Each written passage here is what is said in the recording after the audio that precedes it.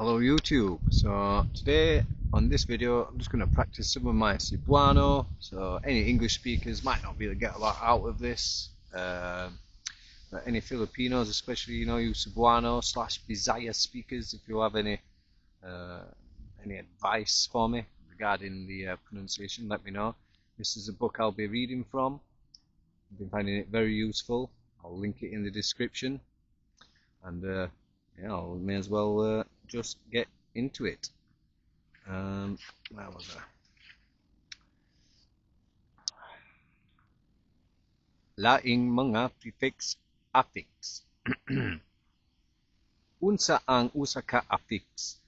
Kini usa ka dugang sa base na forma aron sa pag-usap sa kahulugan niini na paghimo og bag-ong pulong. Ang affix gidugang sa usa ka piho nga usa sa pipila. Ahing balaya ang ila. Kanang isda dili kadto. Ang prefix di kasagaran gisudan sa mga noun sa Spanish nga pinulonggang nga nagtumong sa usa ka butang nga Espanyol nahimo na angkong nadawat. Puro dikotse ang umong silingang. Diaskrim giud ang among pabaugnaw. Manok dirasa. Ang prefix na inig gidugang arong ipasabot kung kanus mahitubo og busa mahitibo og ang prefix na inika kung mahitibo ang ignong mahitibo sa usa ka butang. Matapos ang programa, inig iriya sa tilon. Tawga ko inig abot nimo. This one's that. Kusgan giod ang makitibo inig hakot. Matugunaw ang panahon inigika Disembre. Inikaluto sa cake.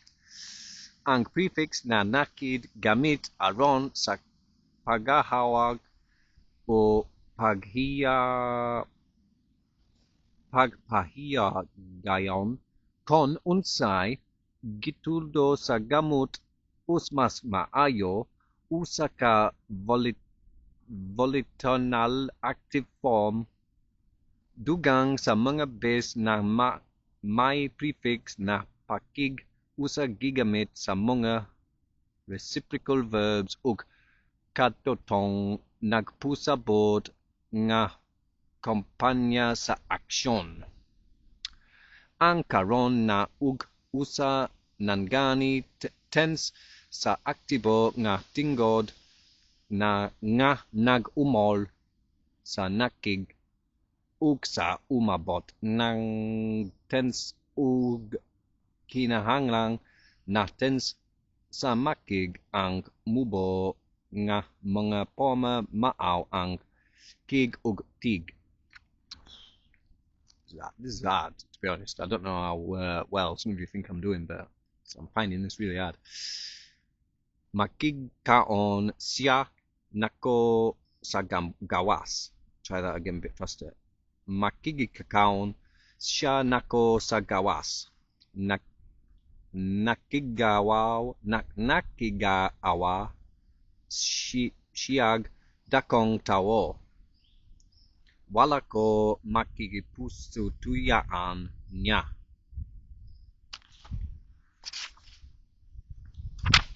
Ang prefix nga naha o nahi nagpasabot sa aksyon na nahitibo pinagi sa Sulawesi o wala sa hunahuna.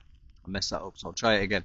Ang prefix na nahawa, ang prefix nga naha o nahi nagpasabot sa aksyon na nahitabo pinagi sa salugma o wala sa hunahuna. Unsay nahitabo na nagmikakaman na nahanyan ako sa pagsulti nahigmata sakay saba.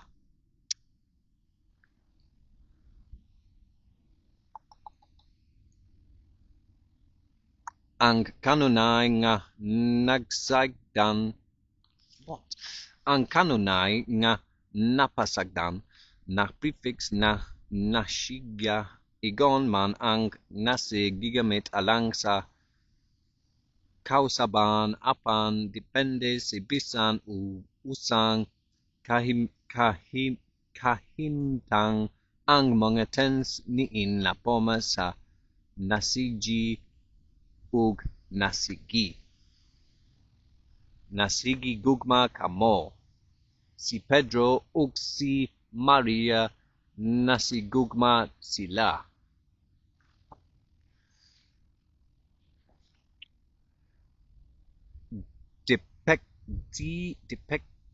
Depektoso nga mga verbo.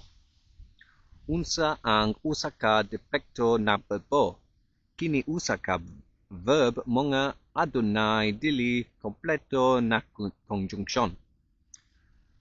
Ang mga depeksyon ng mga verbo sa Cebuano ang gigamit sa nagkalean nga panahon na nagbutang sa tawo sa genitive nagkaso. Bitaw usab nag-auxiliary verbs sila nagkahiswa sa walay katapusan nagpagbati. Apat. I don't get a bit. Apat magtuon ka kay sa magdula.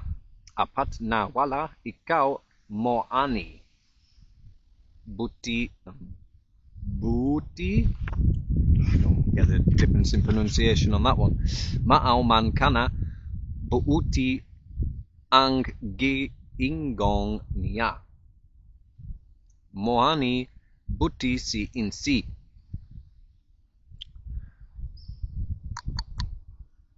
Matod niya maayo kanang klase. Matud ko sumala sa Pedro. Abi nakog tinuod. Abi nimo. Abi nila maayo kaman. Baut ko mohani siya sa balay. Baut ko maoni siya sa balay. Baut mobalik pa. Ambot nano. Balu ambot. Ambot lang. Ambot asa siya. Batong nga namatay si George. Bantog rang nagdali. Bantog rang dili kasulti kay amang dia. And I'll leave it there for now anyway. Just coming up to the 10 minutes mark. Once again, this is the book I'm trying my best to read. Obviously my pronunciation isn't so good. I do feel like every time I read out of this book though, it does get a little bit better. I would highly recommend it for anybody learning Cebuano/Bisaya. And I'll see you in the next one, guys. Thank you very, very much.